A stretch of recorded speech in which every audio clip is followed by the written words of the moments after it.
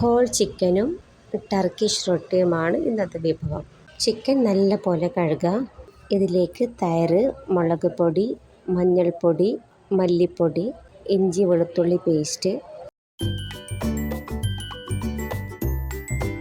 ഉപ്പ്, ഗരം മസാല,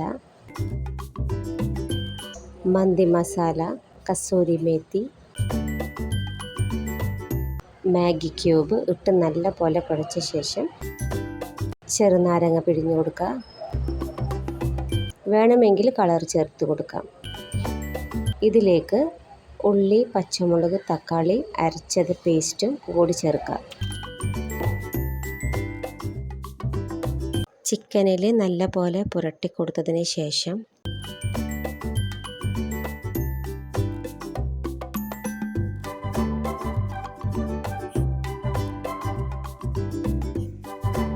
ഇതുപോലെ കവർ ചെയ്ത് ഫ്രിഡ്ജിലോട്ട് മാറ്റി വെക്കാം.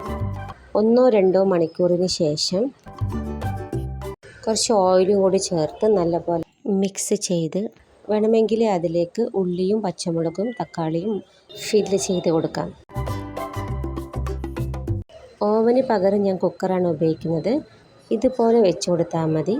കുക്കറിൽ ബെൽറ്റ് ഊരിയതിന് ശേഷം അതിൻ്റെ ഫിസിലും ഊരിയതിന് ശേഷം കുക്കറിൽ 30 മിനിറ്റ് വേവിച്ചെടുക്കാം. ആദ്യത്തെ 5 മിനിറ്റ് ഹൈ ഫ്ലെയിമിൽ വെച്ചതിന് ശേഷം ബാക്കി 25 മിനിറ്റ് ലോ ഫ്ലെയിം, ഒരു മീഡിയം ലോ ഫ്ലെയിമിൽ വെക്കാം. ശേഷം ഇതുപോലെ ഗ്രില്ലിൽ തിരിച്ചും മറിച്ചും ഒരു 5-10 മിനിറ്റ് ഫ്രൈ ആക്കിയിട്ട് എടുത്താൽ മതി. ഗ്രില്ലിന് പകരം പാൻ വേണമെങ്കിൽ ഉപയോഗിക്കാം.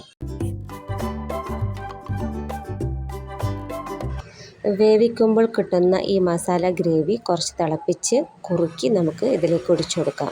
ഇനി ടർക്കിഷ് റൊട്ടിയാണ് ഉണ്ടാക്കാൻ പോകുന്നത്. 10 ഗ്രാം ഈസ്റ്റ്, 1/2 ടീസ്പൂൺ പഞ്ചസാര, 1.5 ഗ്ലാസ് ഇളം ചൂടുവെള്ളത്തിൽ 20 മിനിറ്റ് കലക്കിയതിന് ശേഷം ഈ വെള്ളം ചേർത്ത് മൈദ കുഴച്ചെടുക്കണം. മൈദ മാവിന് പകരം ഞാൻ ഗോതമ്പ് മാവും കുറച്ച് മൈദയുമാണ് ഇവിടെ ഞാൻ ചേർത്തിട്ടുള്ളത്.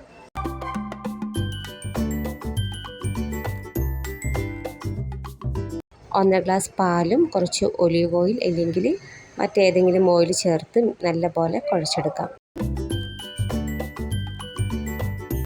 നനഞ്ഞ കോട്ടൺ തുണി കൊണ്ട് മൂടി വെച്ച് 1 മണിക്കൂറിന് ശേഷം നമുക്ക് ഇതുപോലെ അങ്ങ് ചുട്ടെടുക്കാം.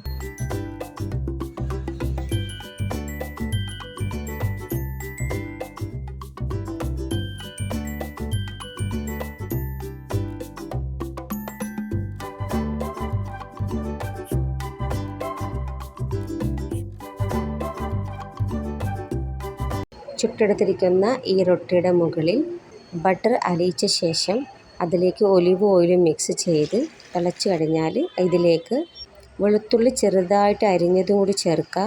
മല്ലിച്ചപ്പും ചേർത്ത് ഇതങ്ങ് മുകളിൽ തടവി കൊടുത്താൽ മതി. ഹോൾ ചിക്കനും ഈ ടർക്കിഷ് റൊട്ടിയും കൂടെ മയോനൈസും അടിപൊളി ടേസ്റ്റാണ് കേട്ടോ.